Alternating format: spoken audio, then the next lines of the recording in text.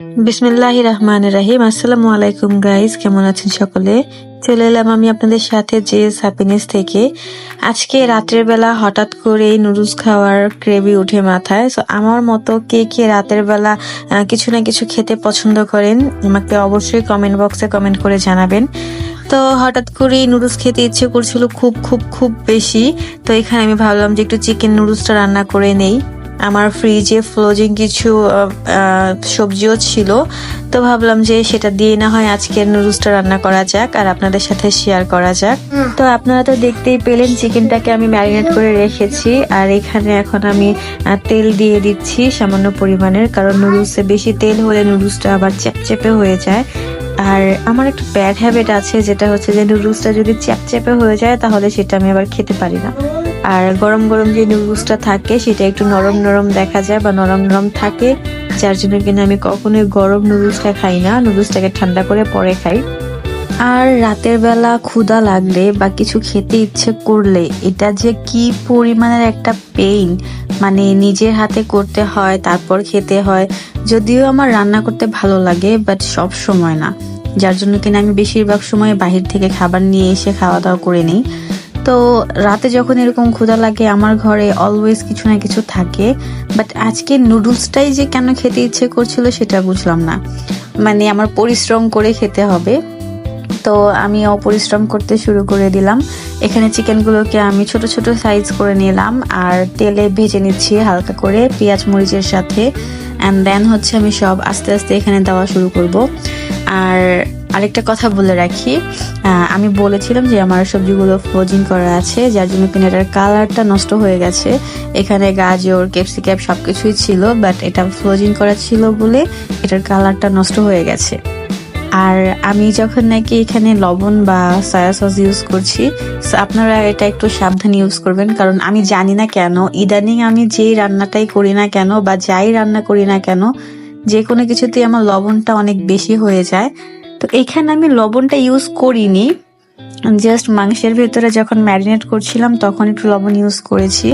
তাছাড়া আপনারা ফুল ভিডিওতে দেখতে পারবেন আমি লবণ ইউজ করিনি, আমি শুধু সয়া সসটা দিয়েছি। আর সয়া সসটা দেওয়াতেও যে এত পরিমাণে লবণ হয়ে যাবে আমি বুঝতে পারিনি। তো এটার পরিমাণটা আমি বলবো না, যার জন্য আপনারা নিজেরাই আর কি এটা আইডিয়া করে দিয়ে নেবেন সয়া সসটা।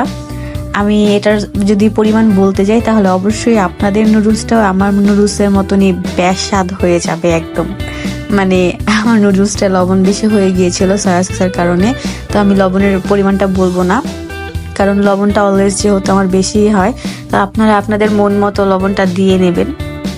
তো হয়েছে কি, রিসেন্টলি এক ফ্রাইডেতে আমি আঙ্কেলকে আন্টিকে বাসায় ইনভাইট করি আমার বাসায় যেন তারা আসে।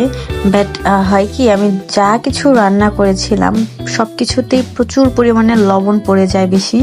মানে আমি অসুস্থ হয়ে ওঠার পর থেকে যখন থেকে যাই রান্না করছি না কেন, মানে সব কিছুতেই লবণ বেশি হয়ে যাচ্ছে।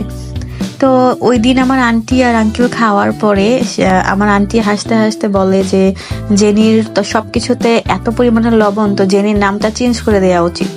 তো ওইখান থেকে আমাকে আন্টি মানে লবণী বলে ডাকছে, মানে লবণই বলছে, কারণ আমার সবকিছুতে লবণের পরিমাণটা অনেক বেশি ছিল। তো আমি সেই ভয়ে আছি যে আমি কি সত্যি সত্যি কি লবণই হয়ে গেলাম কিনা। আজকে নুডলসটা এত সুন্দর করে রান্না করলাম, বাট এটাতেও লবণ বেশি হয়ে গেছে। মানে ছোট ছোট জিনিসগুলোতেও লবণ বেশি পরিমাণের পড়ে যাচ্ছে আমার হাতে, জানি না কেন। এটা কবে ঠিক হবে, কবে আমি লবণের পরিমাণটা ঠিক মতন বুঝতে পারবো। তো আপনাদের বলে নিচ্ছি, আপনারা যখনই রান্না করবেন না কেন, যাদের কিনা রাতে খাওয়া দাওয়া করার ইচ্ছে জাগে আমার মতো, রান্না করলে অবশ্যই লবণের পরিমাণটা ঠিক রাখবেন।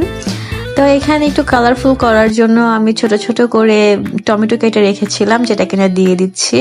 আর নুডলসটা সিদ্ধ হওয়ার জন্য একটু পানিও দিয়ে দিয়েছি। তো আস্তে আস্তে এটাকে আমি ঢাকা দিয়ে রাখবো সিদ্ধ হওয়ার জন্য।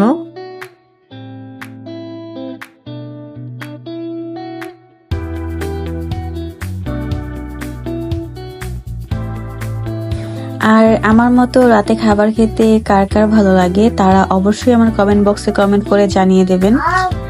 আর তার পাশাপাশি যদিও একটু লবণ বেশি হয়েছে, বাট নুডলসটা অনেক মজা হয়েছিল। তো আমার রেসিপিটা আপনাদের কাছে কেমন লেগেছে, একদম সোজা সাপটা একটা রেসিপি, সেটাও আমাকে অবশ্যই জানাবেন। খেতে কিন্তু লবণ বেশি হলেও খুবই ভালো হয়েছিল। আর রাতের বেলা আমার মানে মাথার ভিতরে একটা ভূত চাপে, উল্টাপাল্টা জিনিস বেশি খেতে ইচ্ছে করে, তো এর জন্য আজকে এই এত পরিশ্রম করে নুডলসটা রান্না করা। তো যাই হোক, যারা আমার চ্যানেলে নতুন তারা অবশ্যই আমার চ্যানেলটাকে লাইক কমেন্ট সাবস্ক্রাইব করে আমার পাশে থাকবেন। আর যারা অলরেডি সাবস্ক্রাইব করে রেখেছেন তাদেরকে অসংখ্য ধন্যবাদ। আর আমার পেজটা যদি আপনাদের কাছে গিয়ে থাকে, মানে হচ্ছে আমার ভিডিওটা যদি আপনারা পেজ থেকে দেখে থাকেন, তাহলে অবশ্যই ফলো করে দেবেন। আর এই হচ্ছে আমার নুডলসের ফাইনাল লুক। কেমন লেগেছে আপনাদের কাছে কমেন্টে আশা করছি। ততক্ষণ পর্যন্ত সবাই ভালো থাকবেন। আল্লাহ হাফেজ।